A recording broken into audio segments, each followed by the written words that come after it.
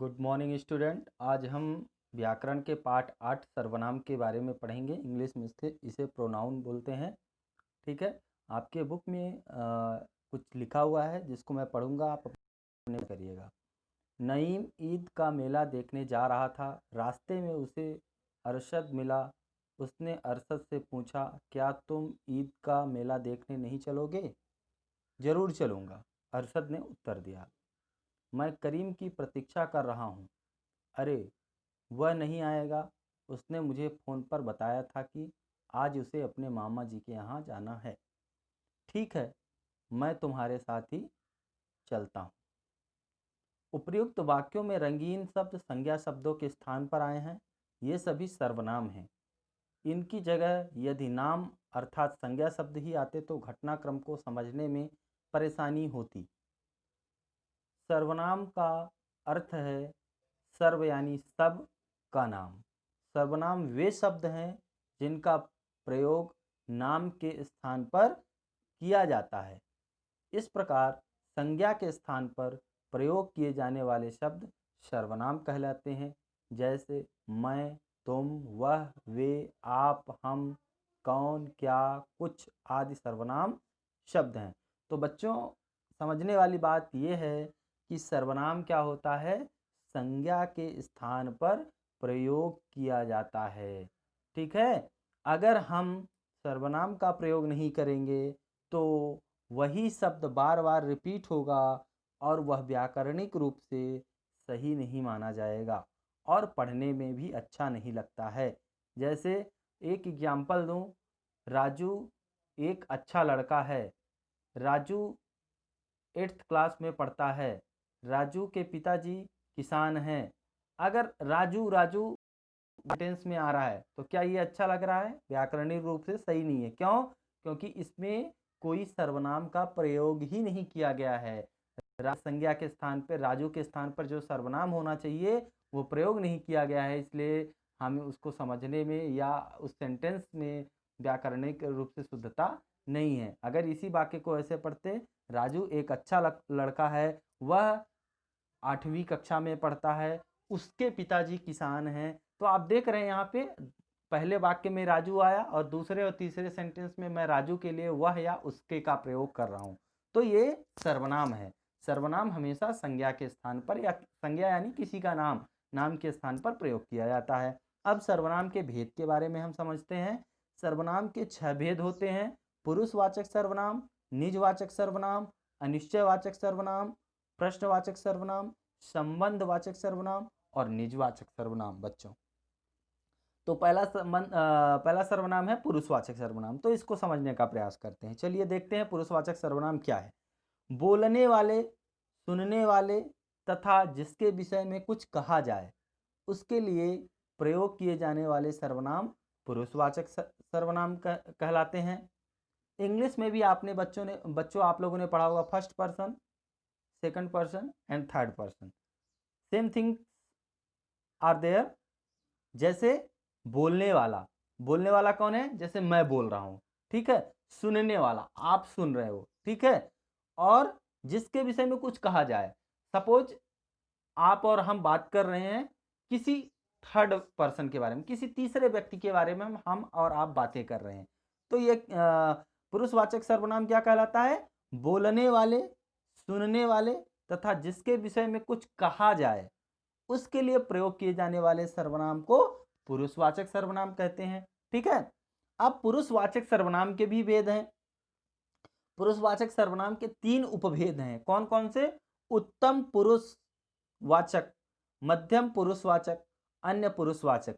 उत्तम पुरुषवाचक क्या होता है? देखिए, जिस सर्वनाम का प्रयोग बोलने वाला या लिखने वाला अपने लिए करता है वह उत्तम पुरुषवाचक सर्वनाम कहलाता है। जैसे मैं कुछ बोल रहा हूं या कुछ लिख रहा हूं, तो मैं अपने लिए जिस सर्वनाम का प्रयोग करूंगा वह उत्तम पुरुषवाचक सर्वनाम होगा। जैसे मैं अपने घर में खुश हूं, यहां पे मैं अपने लिए, बोलने वाले के लिए प्रयोग किया गया है। मैंने खाना नहीं खाया, तो मैं यहां पे मैं अपने लिए प्रयोग कर रहा हूं, यानी बोलने वाले के लिए प्रयोग किया गया है। मैं, मैंने, मुझे, मेरा, हम, हमने आज उत्तम पुरुषवाचक सर्वनाम है। मध्यम पुरुषवाचक सर्वनाम, वक्ता के द्वारा सुनने वाले या श्रोता के नाम के स्थान पर जिन सर्वनामों का प्रयोग किया जाता है उन्हें मध्यम पुरुषवाचक सर्वनाम कहते हैं। यानी जैसे हम और आप बात कर रहे हैं, तो मैं अपने लिए जो बोलूंगा वो प्रथम पुरुष, ठीक है, यानी उत्तम पुरुष होगा, सॉरी उत्तम पुरुष होगा अपने लिए, ठीक है। और जो मैं आपके लिए प्रयोग करूंगा, सुनने बातें कर रहे हो आप, मैं जो बोल रहा हूं आप सुन रहे हो, तो आपके लिए जो मैं सर्वनाम का प्रयोग करूंगा वह मध्यम पुरुष सर्वनाम होगा। जैसे आप बाजार की सैर कर आइए, हम सम्मान देने के लिए आपका प्रयोग कर रहे हैं, ठीक है, सम्मान सूचक शब्द है मध्यम पुरुष में आप। तुम्हें तो घर पर होना चाहिए, ये दूसरे के लिए, मैं सुनने वाले व्यक्ति के लिए मैं तुम का प्रयोग कर रहा हूं।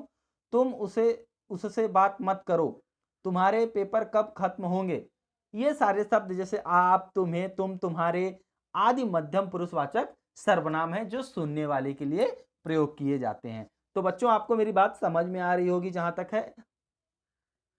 अन्य पुरुषवाचक सर्वनाम, अन्य पुरुष यानी वक्ता श्रोता आपस में किसी तीसरे व्यक्ति के बारे में जब बात कर रहे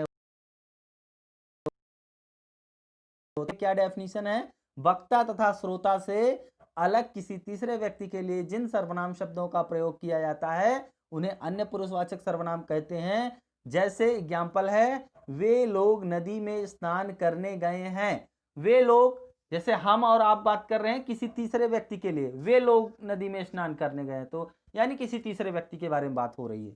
उन्होंने बात क्यों नहीं मानी, लेकिन उन्हें तो मना किया था।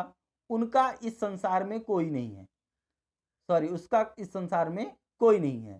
यह, वे, उसने, उसका, इसने आदि अन्य पुरुषवाचक सर्वनाम है। तो बच्चों आप समझ पा रहे होंगे कि अन्य पुरुषवाचक सर्वनाम में वक्ता श्रोता आपस में बात करते हैं किसी तीसरे व्यक्ति के बारे में, तीसरे व्यक्ति के लिए जिस सर्वनाम का प्रयोग किया जाएगा वो अन्य पुरुषवाचक सर्वनाम होगा। यहाँ पे कुछ विशेष है, यह भी जानिए। आदर प्रकट करने के लिए एक वचन मध्यम पुरुष शब्द आपका प्रयोग बहुवचन में किया जाता है।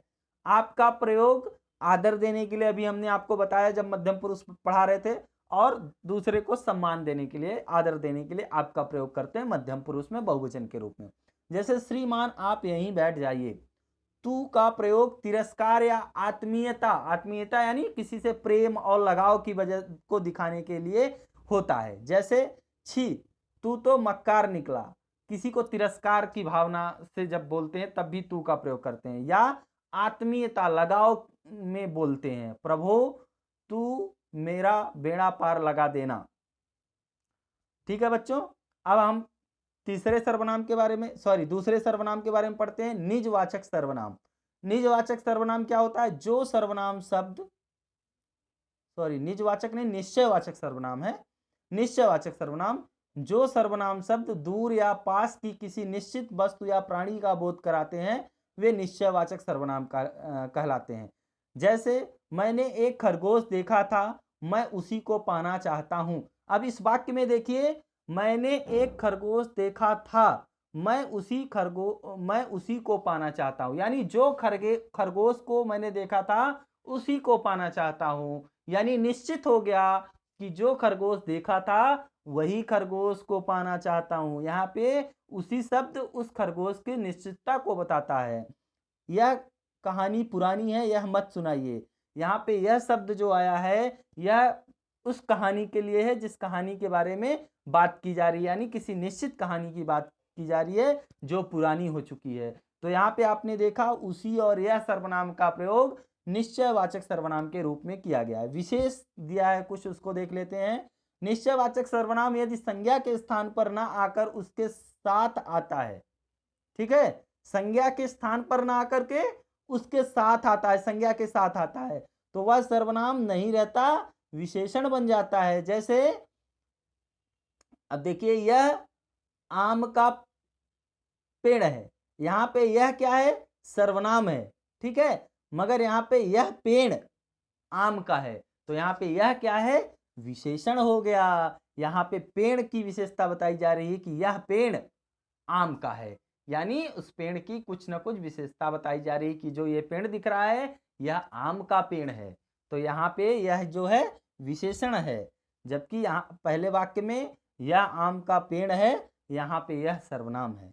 अनिश्चयवाचक सर्वनाम के बारे में देखते हैं बच्चों। अनिश्चयवाचक सर्वनाम जिस निश्चित व्यक्ति या वस्तु के विषय में पता नहीं चलता बल्कि अनिश्चय का बोध होता है, उसे अनिश्चयवाचक सर्वनाम कहते हैं। यानी अनिश्चितता का बोध होता है, निश्चय नहीं होता कि ये वही चीज है। जैसे कोई आया है, मैं चलता हूं। अब कौन आया ये निश्चय नहीं हो पा रहा है, कोई आया है, ठीक है। किसी को मेरी बात समझ तो आई, यहाँ पे किसी जो सर्वनाम है वह अनिश्चितता के लिए प्रयोग किया गया है। चाय में कुछ गिर गया है, अब क्या गिर गया है निश्चय नहीं हो रहा है, अनिश्चय है। लगता है आज कुछ ना कुछ जरूर होगा, कुछ ना कुछ भी क्या है, अनिश्चितता का बोध करा रहा है। तो ये सारे शब्द क्या है, अनिश्चयवाचक सर्वनाम के अंतर्गत आते हैं। यह भी जानिए, अनिश्चयवाचक सर्वनाम के रूप में कोई का प्रयोग प्राणीवाचक संज्ञा के स्थान पर होता है। प्राणी यानी जो सजीव वस्तुएं हैं, सजीव व्यक्ति है, जैसे सजीवता के लिए, जैसे प्राणी के लिए प्रयोग किया जाएगा तो कोई का प्रयोग होगा। जबकि कुछ का प्रयोग अप्राणीवाचक, अप्राणीवाचक जो प्राणी है या निर्जीव वस्तुएं हैं उसके लिए हम कुछ का प्रयोग करते हैं अनिश्चयवाचक सर्वनाम में। जैसे बाहर कोई खड़ा है, अब यहाँ पे कोई खड़ा है तो कोई प्राणी होगा, कोई व्यक्ति होगा या कोई प्राणी होगा, ठीक है। वह बाग में कुछ ढूंढ रहा है, अब यहाँ पे कुछ ढूंढ रहा है तो कोई वस्तु होगी, है ना, अप्राणीवाचक संज्ञा होगी कोई, ठीक है। तो ये समझ लीजिएगा आप। प्रश्नवाचक सर्वनाम क्या है, जिन सर्वनाम शब्दों का प्रयोग प्रश्न पूछने के लिए किया जाता है उन्हें प्रश्नवाचक सर्वनाम कहते हैं। जैसे आपको किसने अंदर आने दिया, यहाँ पे किसने शब्द जो है प्रश्न पूछने के लिए किया गया है और वाक्य के अंत में आप देख पा रहे होंगे कि प्रश्नवाचक चिन्ह भी लगा हुआ है। मेरे प्रश्नों के उत्तर कौन देगा, यहाँ पे कौन शब्द जो आया है यह भी प्रश्न पूछने के लिए प्रयोग किया गया है। मैंने आपका क्या बिगाड़ा है, यहाँ पे क्या शब्द जो आया है वो भी प्रश्न को सूचित करता है।